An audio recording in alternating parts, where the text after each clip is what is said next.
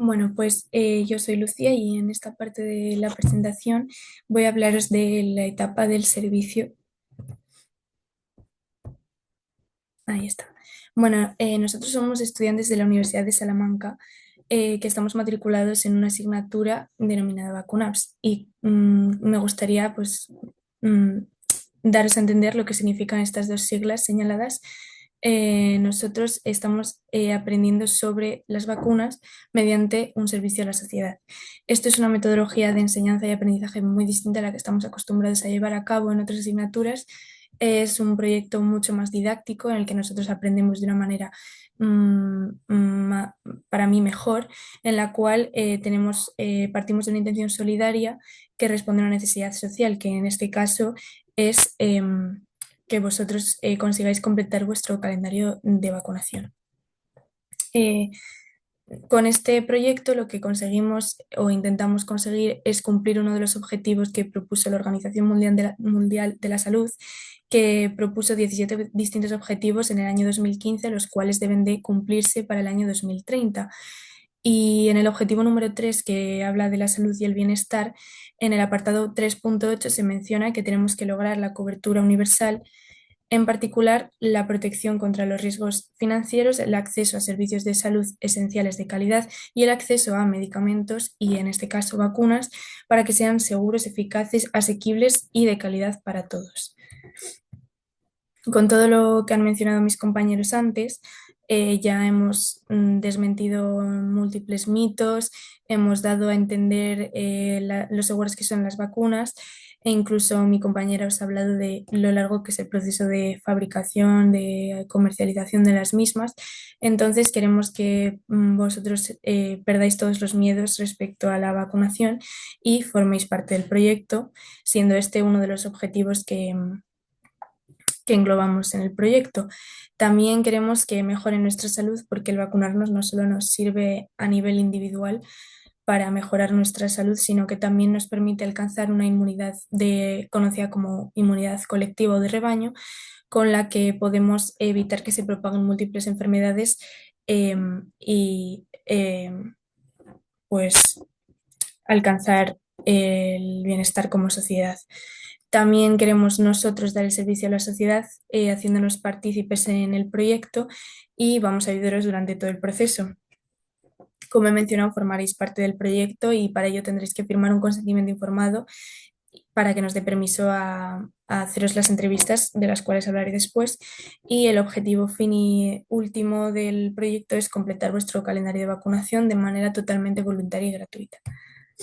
Las etapas son la charla, que es la que hemos dado en Cruz Roja, firmar el consentimiento informado, que nos permitirá llevar a cabo las entrevistas individuales y, por último, completar este calendario. Entonces, ¿qué es el consentimiento informado? Pues el consentimiento informado es un documento el cual os daremos el día que quedemos, que tenéis que leer detenidamente. Si tenéis cualquier duda, os la podéis preguntar. Un folio de dos caras en el cual se habla un poco de la protección de los datos personales que vamos a sacar de las entrevistas. Vuestros datos van a ser completamente confidenciales, van a ser solo útiles o solo se pueden utilizar por parte de los investigadores del equipo, en este caso nosotros. No se van a publicar ni se van a divulgar en ningún otro sitio y serán almacenados de esta manera segura. Si así lo deseáis, vais a poder solicitar la información acerca de los resultados, es decir, todo lo que hayamos recopilado a través de las entrevistas, y también menciona que tenéis ciertos derechos como participantes, es decir, podéis abandonar el proceso sin que haya ningún tipo de consecuencia negativa para vosotros ni en relación con vuestra relación con Cruz Roja. Lo he remarcado aquí un poco en la diapositiva de amarillo, básicamente lo que he dicho. Los datos solo son exclusivos para los fines del estudio, se mantienen en estricta confidencialidad, no se van a divulgar, se almacenarán de forma segura y solo serán accesibles para nosotros. Y como derechos podéis retirar el consentimiento sin consecuencias negativas y podéis rectificar o solicitar la eliminación de algún tipo de dato. Todo este proyecto tiene un fin en el cual los beneficiados principales vais a ser vosotros, Y antes de seguir con la siguiente parte, me gustaría recordar que si tenéis el calendario de vacunación de vuestro país, lo traigáis a las charlas, a las entrevistas, perdón, para que nosotros podamos echarle un vistazo y podamos comparar con las pautas que falten o las vacunas que falten. Entonces, en la entrevista a la cual acudiréis como unidades familiares, vamos a recoger una serie de datos. Se me olvidó mencionar antes que hay dos tipos de consentimiento informado. Hay un consentimiento informado para los mayores de edad y un consentimiento informado para los menores. En el caso de que sea un menor de edad, tiene que ser firmado por el padre, madre o tutor legal. Y bueno, en la fase de la entrevista recogeremos datos de cuatro tipos: personales, epidemiológicos, clínicos y vacunales. He puesto en la siguiente diapositiva una serie de ejemplos y como no he mencionado antes, que cada cuestionario va a tener un código familiar en el cual se va a recoger cada unidad familiar con un código distinto para que ningún cuestionario esté asociado directamente a un nombre y apellido, por lo que es como la pseudo-anonimización de los datos. Y esta información solo es accesible para el investigador, como ya he mencionado antes, y la entrevista se realizará de forma voluntaria y cualquier pregunta tiene la opción de no contestar o de, en caso de duda, responder con un no sé o un sí, una afirmación o negación, etcétera. Algunos ejemplos son los siguientes, como si habéis vivido en alguna zona rural, simplemente por el hecho de ver si habéis tenido algún contacto, por ejemplo, con animales o no, o si habéis, dentro de los datos clínicos, habéis tenido alguna vez alguna alergia a algún medicamento o algún alimento o otra respuesta.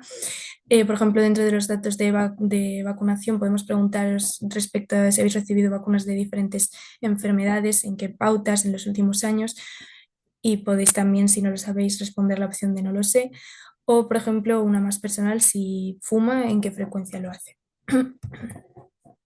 Hasta ahora hemos visto un poco cómo vamos a llevar a cabo las siguientes citas, pero las posibles situaciones son las siguientes. En el caso de tener un certificado de vacunación completo, esta sería la situación idónea.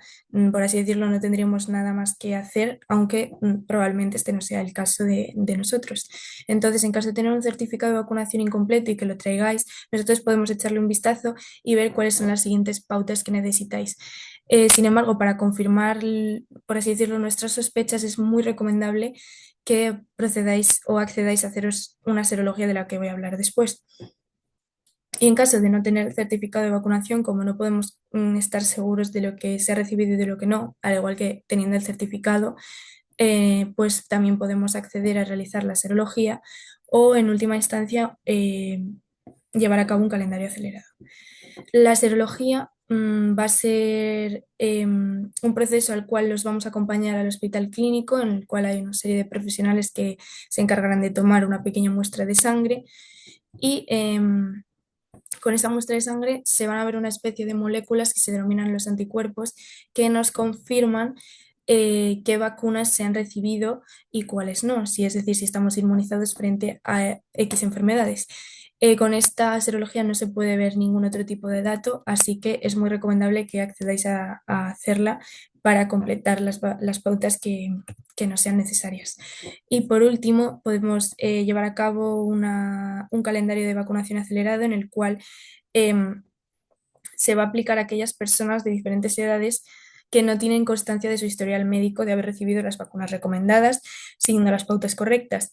En este caso se va a llevar a cabo, pues eso, una anamnesis, en la cual es una palabra que menciona que hay que intentar obtener la mayor documentación disponible, los datos máximos del paciente, para después ver también qué factores de riesgo puede tener o no, y en último momento establecer el calendario personalizado en función a las dosis que sean necesarias y, por ejemplo, en función a la edad.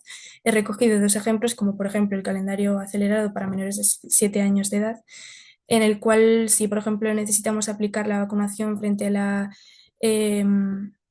hepatitis B, se va a realizar una vacunación en la primera visita y las segundas serán a los 2 meses y a los 8 meses.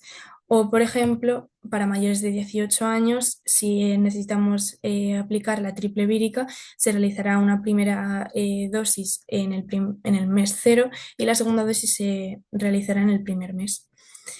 Y pues esperemos que os haya gustado la charla, que hayáis adquirido nuevos conocimientos y que nos veamos todos en la entrevista para seguir con el proceso. Así que muchas gracias por vuestra atención.